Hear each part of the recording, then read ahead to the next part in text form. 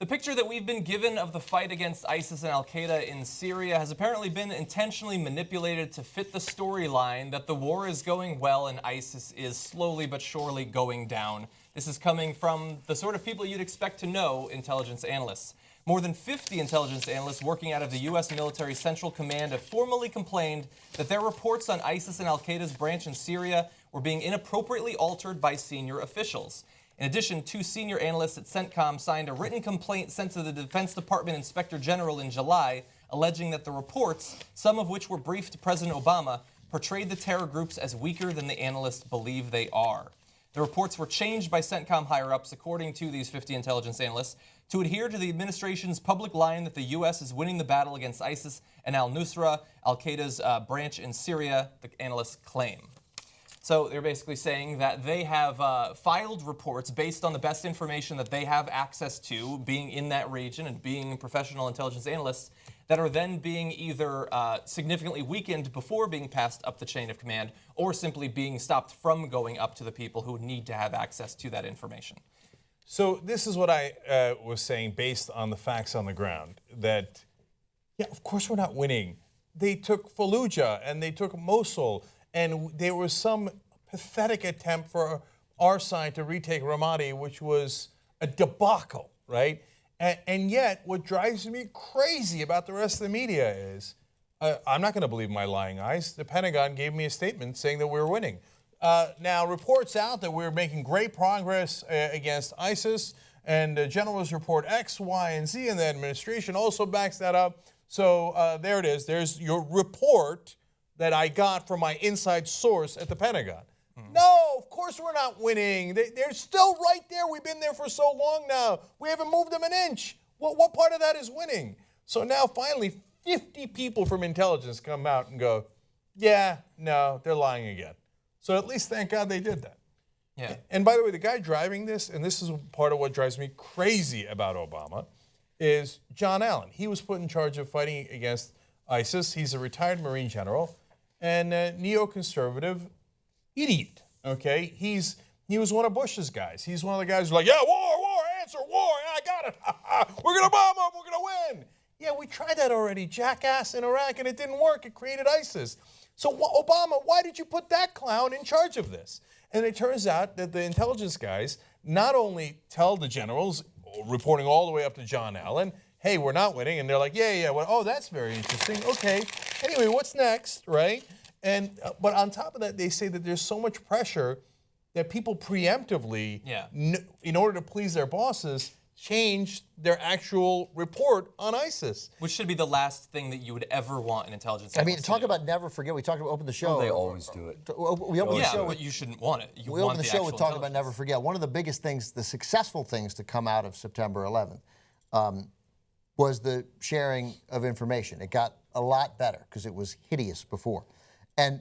But part of the sharing of information, the implicit in the way to improve sharing of information is that information has to be true. Yeah. Like, we're not interested in sharing untrue information. That actually hurts. So we're already, again, we've gone back to this point of where, as you just said, guys literally changing information because they don't want to disappoint their bosses. Yeah, Well, or well, harm their career. that Well, couldn't and be I'll more tell of the you, wrong lesson. It will harm your career. A very good friend of mine I was a cadet with, he was in town about 6 months ago. He worked with DIA in Saudi Arabia, reported to his bosses that the Saudis were funding terrorism in both Iraq and Syria, and he got reassigned to a very small African country as their defense liaison. Yeah, Jesus, I mean, look at how Well, he already depressing that solved, he is. solved Saudi Arabia. Now he's going to solve them. No, but what it is, the person above said, I can't get that news, and you get out of here. Right. And let's send you, Because- where do you like in Africa? That's not where you're going. Right. And by the way, think about it. Why is that guy doing that? Is it just to send a message? Partly, hey, because the next guy is not going to send that same memo. No. He knows I don't want to be sent to, Botswana or wherever that guy is going. Actually, I can't tell Botswana you would where be else lovely, then but someone would figure out Right. who it is. But Right. But the other reason he's doing it is because he doesn't want that guy sending another memo that says the same thing, because that means he just got 2 memos in a row saying the Saudis are funding the terrorism, right? So he's got to get him out of there.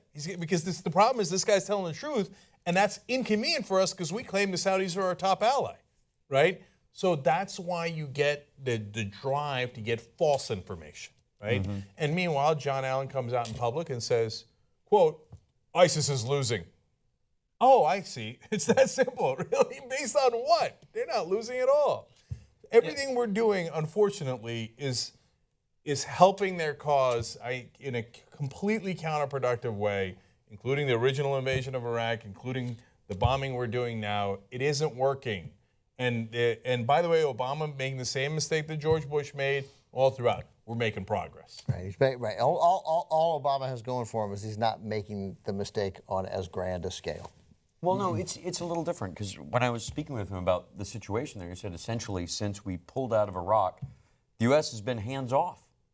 Which I'm like, are you kidding me? He goes, no. The Saudis, they give us targets. Other people give us targets. We let the Saudis do it all.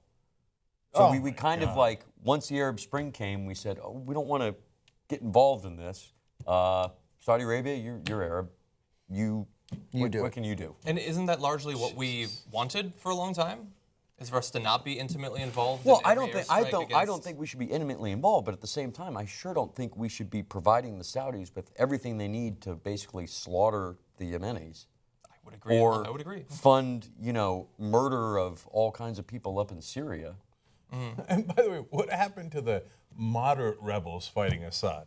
Remember that fiction that they came up with that McCain and Hillary Clinton? Didn't they say it was $500 million to train 15 guys? 15 guys, 3 of whom were killed, 4 went over to al-Nusra, and the others were like, fuck this. I'm assuming the rest are flying around in Iron Man suits for 15 Well, billion. and maybe there were, I'm trying to remember what I saw it in. I think it was in, what documentary did I see it in? I don't remember. But the ambassador to Syria genuinely believed that we had an opportunity to fund moderate rebels. Before everything got so bad. Right. So there was a point, and he was insistent, and he's still insistent. And then he quit because we didn't do it. And he thought, well, now you've lost your opportunity, and that's that. Yeah. This is not a world that supports a lot of moderation in rebellions. Yeah. That's true. true. There was a time, like before, look, this whole reached the way it did because you had Assad murdering tens of thousands of people before there was even a civil war. Right, just everybody who was protesting. It's That's the right. same way. That's right. And so then, of course, the international jihadis come in. Just like you wouldn't have had the problems, I don't think you'd have a lot of the problems today if the Europeans had dealt with Bosnia when it began instead of letting it grind on for 3 years of Muslims getting slaughtered by Serb and Croatian forces.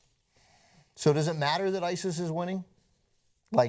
Well, look, we should also bear in mind there's it a matters difference between there. these reports are being manipulated, we're getting a rosier picture, then it's the exact opposite situation that they're saying. There's a difference between they're losing being wrong and they are kicking everyone's ass 100%. The factors that we talked about in the beginning when they started to take over territory in Iraq and Syria, the fact that this is distinct from Al Qaeda because they actually have to take and hold territory that can be attacked with traditional weapons and traditional forces in a way that Al Qaeda and other terrorist groups that don't have to physically hold territory couldn't, that they need to fund an incredible amount of infrastructure in a way that most terrorist organizations don't. That stuff remains true. And we have at times taken territory from ISIS, or at least the reports say, although who the hell knows if they were accurate. So that does not mean that because they were manipulated, they're fucking going to take over all of Syria tomorrow. Okay. Luckily, I have the answer. Okay. Okay. Good. So, yes, John's right. They have not been able to progress as much as they were before we went in. So and you can tell not based on bullshit press releases, but based on the facts on the ground. So they couldn't take Kobani.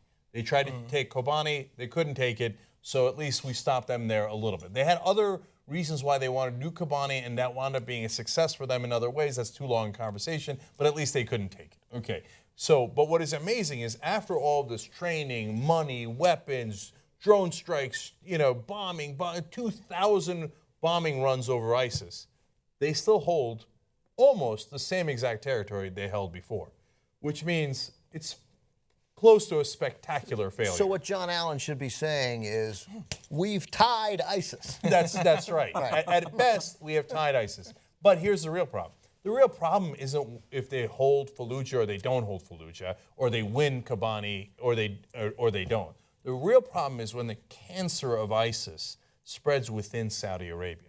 Okay, and it's going to, and when that happens, Okay, then we're going to lose because if they topple the Saudi government, then all holy hell will break out. Okay, then this shitstorm is nothing compared to when ISIS, if they can take down the royal Saudi government, does that. Think of it. If you lived in Saudi Arabia under ISIS, if you're a woman, you wouldn't be able to drive a car. You'd have to wear stuff over your head. Wow. You could get your head chopped off, or you could be whipped just for saying things. You might lose a freedom. Well. Yeah, by the way, that is the power of propaganda. And I want everybody to think about this and let it sink in.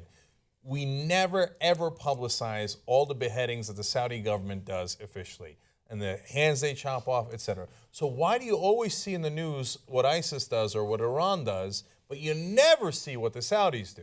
It's because we decided as a government that we don't want you to see what the Saudis do.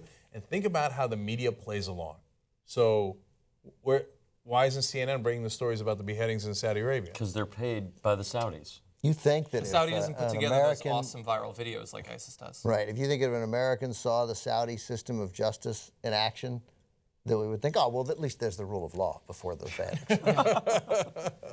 But look, in all seriousness, if ISIS controls Saudi oil fields, the reason it's going to be holy hell is not just because ISIS controls that territory and that's a bad thing. It is. It's because we will come in with every last, thing we have at our disposal. Our military will bear down on the Middle East. Maybe. Oh man, the first you kill 3 Saudi royals, and we'll send every fleet we've got. Well, at least we understand the capability of their military, since most of it is U.S. manufactured. Oh, their capability is non-existent. Dude, the equipment they have doesn't matter. We had an Arab officer in my armor officer basic course, and the problem with the Arabs not fighting is their officer corps. I'm not going to carry water. Peasants carry water. Well, dude, Yeah. you got to carry the water. Yeah. Yeah, all right, we got to do the Fox News story. Yes. But I assure you, without the U.S. backing the Saudi government, they would fall within 7 days. I'm not even exaggerating, 7 days. Yeah. They have no fucking military. They have wonderful weapons that they couldn't possibly fucking use. Yeah. ISIS would slit their throats in 7 days.